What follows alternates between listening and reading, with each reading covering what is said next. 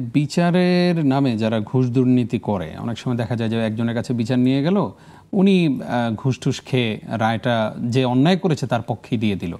এই ধরনের বিচারকের ব্যাপারে ইসলাম কি বলে? বিচার তিন রকমের, তিনটা বিচার আছে। একটা আমাদের মানে এলাকার বিচার, আরেকটা স্থানীয় বিচার, একটা হলো আমাদের আদালত, একটা আল্লাহর আদালত। সুন্দরী বলেছেন, আসলে আদালত একটা, সেটা হলো আল্লাহর আদালত। আমরা প্রত্যেক দিন সূরা ফাতিহার মধ্যে বলি মালিকি ইয়াউমিদ্দিন, বিচার দিবসের মালিক। তো আসলে বিচারক আমাদের দুনিয়াতে যারা আমাদের যত বিচার কাজ হয়, সেটা স্থানীয় সালিশ হোক কিংবা কোর্ট কাছারির আদালতের বিচারক হোক, বিচার হোক, প্রত্যেকটা বিচারের ক্ষেত্রে আমাদের যারা বিচার করবেন, যারা বিচারক থাকবেন, তারা তখনই কেবল বিচারক হতে পারবেন যখন তাদের মধ্যে আল্লাহর ভয় থাকবে। যদি আল্লাহর ভয় তাদের মধ্যে না থাকে, তাদের কাছ থেকে কখনো আমরা ন্যায় পাবো, কখনো অন্যায় শিকার হব।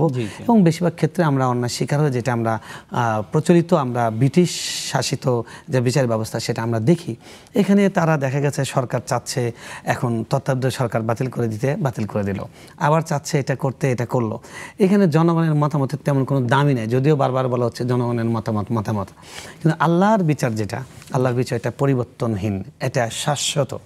আল্লাহ তাআলা বলছেন আফা হুকমাল জাহিলিয়াতি ইয়াবগুন, তারা কি আল্লাহর বিচার ছাড়া অন্য বিচার চায়? জাহিলিয়াতের বিচার চায়? পুরো পৃথিবী আমরা জাহিলিয়াতের বিচার চাচ্ছি, এই জন্য আমাদের কোনো সমস্যার সমাধান হচ্ছে না। নারী নির্যাতন বন্ধের জন্য একটা আইন করে, ওই আইনের মধ্যে ফাঁক দিয়ে আরও 10টা নির্যাতন বাড়ে।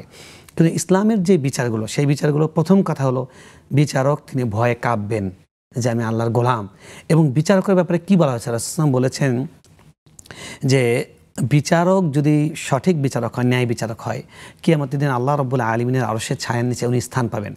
আর যদি উনি বিচার করতে গিয়ে কোনো সমস্যা তৈরি করেন, অর্থাৎ তার কোনো পক্ষপাত থাকে বা অন্যায় বিচার করেন, অন্যায়ের পক্ষে তিনি দাঁড়ান, অন্যায় পক্ষে রায় দেন, তাহলে রাসূল বলছেন যে কিয়ামতের দিন তার জন্য একটা পতাকা ঝুলানো হবে তার মাথার উপরে, যে হলো গাদ্দার।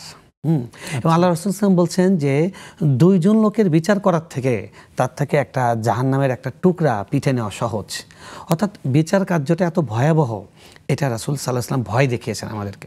এখন যারা বিচারক হন, যে বিচারকরা তদবির করে বিচারক হতে চান, তদবির করে পদোন্নতি চান, সেই বিচারকদের কাছে আপনি কি ভালো আশা করতে পারেন? আমরা জানি যে আইন বিভাগ পুরোটাই, বিচার বিভাগ পুরোটাই, একটা মানুষকে যদি অন্যায়ভাবে একটা মামলা দেওয়া হয়েছে, সেই মামলার জন্য কতজন উকিলের পেছনে দৌড়াইতে হয়, এই ধানায় পানায় নানান রকমের সত্য মিথ্যার কি যে একটা, মানে এখন আমরা সবাই ভয় করি যে আল্লাহ যেন ওই বিপদে আমাদেরকে না ফেলেন। এরকম কেন হবে? অথচ বিচারালয় হওয়ার কথা ছিল যে একটা মানুষ সমস্যা, তার কোনো সমাধানের পথ নেই, উনি আদালতে যে মামলা করবেন, সমাধান পাবে। তো আসলে আল্লাহর বিচার যেটা, সেটাই সঠিক বিচার। আর আল্লাহর বিচারের জন্য আল্লাহ জীবন্ত কোরআন আমাদের কাছে দিয়েছেন। কোরআনের মাধ্যমে যেই বিচার পরিচালনা হবে, সেখান থেকে শুধু আমরা ন্যায় ইনসাফ পেতে পারবো। এছাড়া যতদিন এই বিচার ব্যবস্থা আছে, আমরা এটার বিরুদ্ধে কোনো যুদ্ধ করছি না, কিন্তু এটা আমরা মন থেকে চাই না। আমরা জানি যে এই বিচার ব্যবস্থা ব্যর্থ এবং এটা মানুষের কল্যাণের জন্য নয়।